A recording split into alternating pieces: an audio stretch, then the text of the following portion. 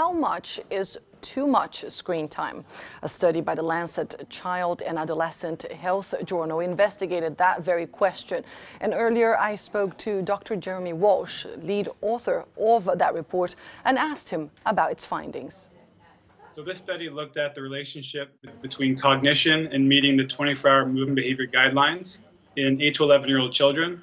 So we basically looked at the proportion of children who met the guidelines, which are at least 60 minutes of moderate to vigorous physical activity per day, no more than 2 hours of recreational screen time per day, and 9 to 11 hours of sleep. And we saw how these kids did in terms of cognition compared to those who did not meet the guidelines.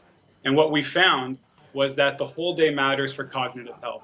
So kids who met all 3 guidelines fared better than those who did not meet any guideline. And I think another important finding really is that children who met the sleep and screen recommendations or who met the screen time alone had the strongest favorable outcomes for their cognition compared to kids who did not meet recommendations. And now, this study has been conducted in the US, but surely this is the case for children all over the world. What can be done about it? What are your suggestions? Yeah, it's absolutely right. I think with the technological advances of society and the fact that screens are basically everywhere, I think we need to take a good hard look at our habits around using screens.